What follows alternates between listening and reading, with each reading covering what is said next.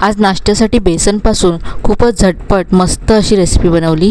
यासाठी कोणतीच पूर्वतयारी करायची गरज नाही आहे। तर मी इथे 1 कप बेसन घेतलं। तुम्ही कुठल्याही वाटीने मोजून 1 वाटी बेसन इथे घेऊ शकता। बेसन आपल्याला चाळूनच इथे वापरायचं आहे, चाळल्यामुळे छान हलकं होतं बेसन। यामध्ये 2 चमचे रवा घालायचा आहे। इथे बारीक रवाच घ्यायचा आहे, बारीक रवा नसेल तर जाड रवा मिक्सरला फिरवून मगच इथे वापरा। दोन्ही चाळून घेतल्यानंतर यामध्ये चवीप्रमाणे मीठ घातलं, पाव चमचा हिंग घातला, आलं आणि हिरवी मिरचीची पेस्ट यामध्ये घातली, 2 चमचे लिंबाचा रस घालायचा आहे, 1 चमचा साखर घातली आणि 2 चमचे यामध्ये आता तेल घातलं। सगळं मिक्स करून घेतलं। यानंतर यामध्ये पाणी घालायचं आहे। 1 कप इथे मी पाणी घेतलं आहे। थोडं थोडं पाणी घालत आपल्याला हे मिक्स करून घ्यायचं आहे। तर इथे मला एकत्र किती पाणी लागलं ते मी तुम्हाला शेवटी सांगते। तर हे असं हवं आहे आपल्याला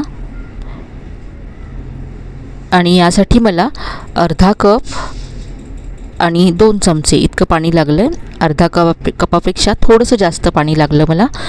आता हे झाकून असंच आपल्याला 5 मिनटं बाजूला ठेवून द्यायचं आहे। तोपर्यंत इथे गॅसवरती आपण कढईमध्ये पाणी गरम करत ठेवूया। यामध्ये एक प्लेट उलटी करून ठेवले आणि झाकून ठेवलं आहे आणि हे पाणी आता गरम होतं आहे। तोपर्यंत इथे मी एक केक टीन घेतला, या तेलाने ग्रीस करून घ्यायचं आहे। आता हे जे पीठ आपण झाकून ठेवलं होतं ते पाहूया। तर हे आधीपेक्षा घट्ट झालं आहे आणि अगदी परफेक्ट आहे।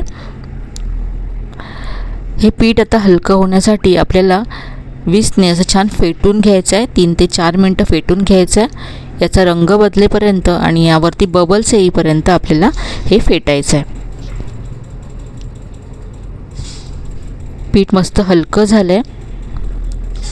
यामध्ये अर्धा चमचा इनो फ्रूट सॉल्ट घालायचं आहे किंवा तुम्ही पाव चमचा बेकिंग सोडा घालू शकता। इनो घातल्यानंतर लगेचच मी हे टीनमध्ये काढून घेतलं, टॅप करून घेतलं 2दा।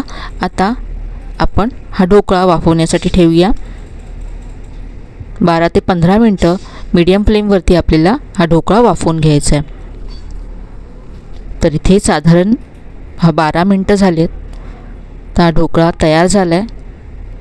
प्लेट हलल्यामुळे ढोकळा वाकडा झाला आहे, पण आपल्याला इथे ढोकळ्याचे पीसेस करायचे नाही आहेत। आपण आज सेव खमणी बनवतो आहे, त्यामुळे आपल्याला ढोकळा कुस्करून घ्यायचा आहे। त्यामुळे वाकडा झाला तरीही काहीच प्रॉब्लेम नाही आहे।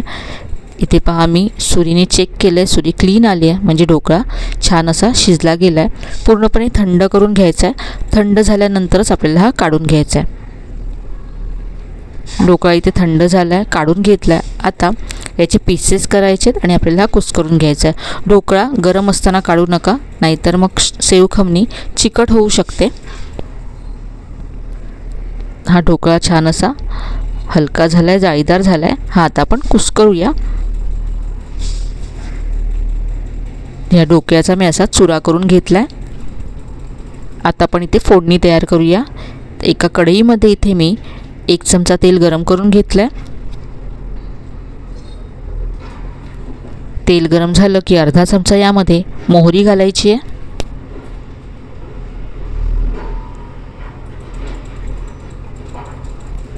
कढीपत्त्याची पानं घातली आहेत, पाव चमचा हिंग घातला आहे, उभी चिरलेली हिरवी मिरची घातली।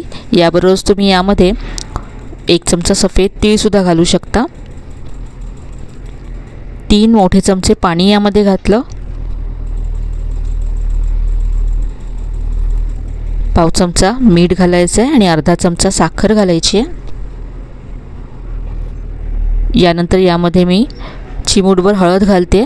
इथे मी इनो वापरला ढोकळ्यामध्ये, त्यामुळे इथे मी हळद वापरली। जर तुम्ही सोडा वापरणार असाल तर इथे हळद वापरू नका, लाल रंग येईल सेव खमणीला।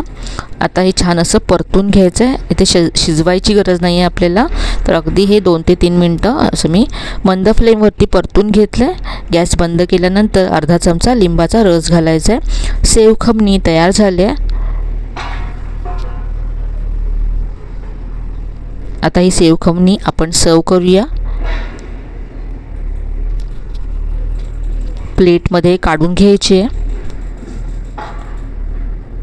वरून बारीक शेव घालायची आहे। डाळिंबाचे दाणे घातलेत आणि थोडीशी कोथिंबीर घातली आहे. तर मस्त अशी आपली ही सेव खमणी तयार झाली आहे.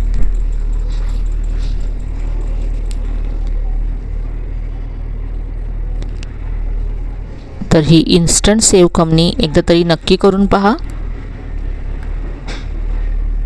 रेसिपी आवडली असेल तर व्हिडिओला लाईक करा, शेअर करा. चॅनलला अजून सबस्क्राईब केलं नसेल तर नक्की सबस्क्राईब करा. चला तर मग पुन्हा भेटूया अशा छान छान नवीन नवीन रेसिपीसह.